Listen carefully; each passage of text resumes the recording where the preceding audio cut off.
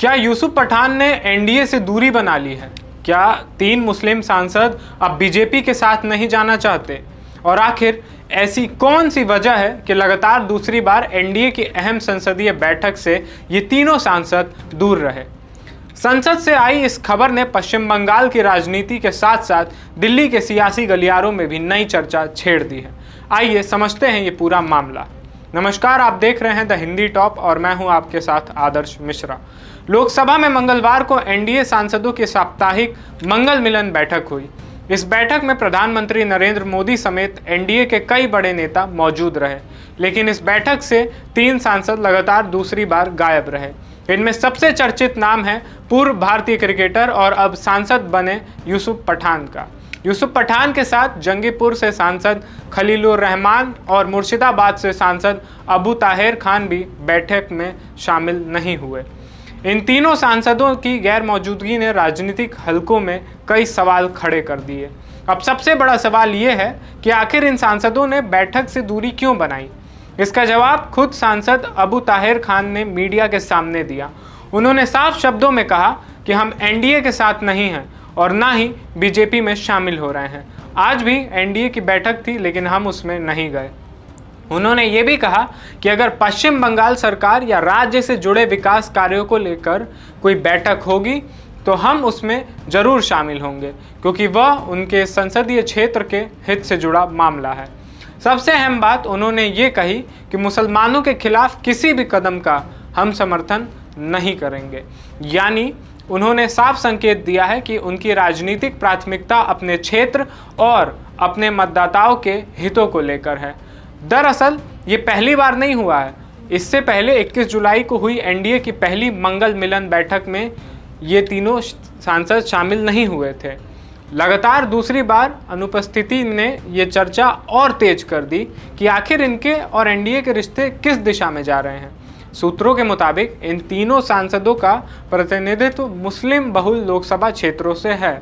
बताया जा रहा है कि उनके निर्वाचन क्षेत्रों में कुछ मतदाताओं ने बीजेपी के साथ उनकी कथित नज़दीकियों पर सवाल उठाए थे।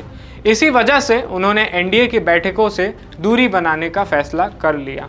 हालांकि दूसरी तरफ एनसीपीआई के नेताओं का कहना है कि पार्टी पूरी तरीके से एकजुट है। एनसीपीआई के सदन के नेता सुदीप बंदोपाध्याय पहली बार एनडीए संसदीय दल की बैठक में शामिल हुए। उन्होंने कहा कि पार्टी में किसी तरह का कोई मतभेद नहीं है और सभी सांसद एकजुट हैं। उन्होंने ये भी कहा कि बैठक में शामिल होना उनके लिए एक अच्छा अनुभव रहा। अब यहाँ एक और महत्वपूर्ण राजनीतिक पहलू भी है।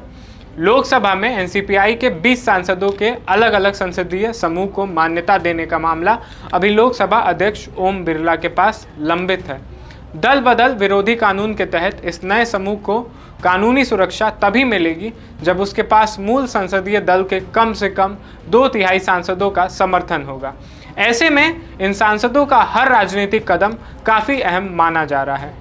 इधर एनडीए की बैठक में सरकार की उपलब्धियों पर भी विस्तार से चर्चा हुई। बैठक में केंद्रीय मंत्री मनसुख मांडविया ने खेल नीति पर प्रस्तुति दी और बताया कि पिछले कुछ वर्षों में भारत ने ओलंपिक, एशियन गेम्स और राष्ट्रमंडल खेलों में बेहतर प्रदर्शन किया है।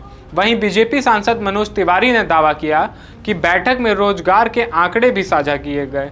उनके मुताबिक 2014 से 2026 के बीच करीब 17.1 करोड़ युवाओं को रोजगार मिला, जबकि 2004 से 2014 के बीच यह संख्या 2.89 करोड़ थी। यह सरकार की ओर से बैठक में प्रस्तुत किए गए आंकड़े बताए गए। गौर करने वाली बात यह भी रही कि ये बैठक ऐसे समय पर हुई जब बिहार के बांकीपुर विधानसभा उपचुनाव में बीजेपी उम्मीदवार को हार का सामना करना पड़ा था। ऐसे में राजनीतिक विश्लेषक इस बैठक और उससे जुड़ी गतिविधियों को आने वाले समय की राजनीति के लिहाज से भी महत्वपूर्ण मान रहे हैं। अब सबसे बड़ा सवाल ये है कि क्या 3 सांसदों का एनडीए की बैठकों से दूर रहना केवल राजनीतिक संदेश है या आगे चलकर ये किसी बड़े घटनाक्रम की भूमिका बन सकता है। इसका जवाब आने वाले दिनों में ही साफ हो जाएगा।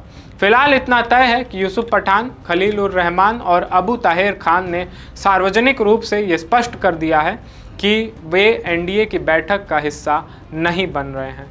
और दूसरी ओर एनसीपीआई नेतृत्व का दावा है कि पार्टी पूरी तरीके से एकजुट है और किसी तरीके का कोई मतभेद नहीं है। अब आप हमें बताइए, क्या ये सिर्फ राजनीतिक रणनीति है या आने वाले समय में पश्चिम बंगाल की राजनीति में किसी बड़े बदलाव का संकेत?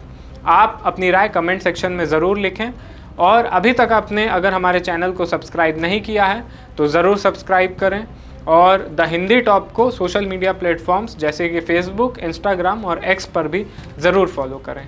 धन्यवाद।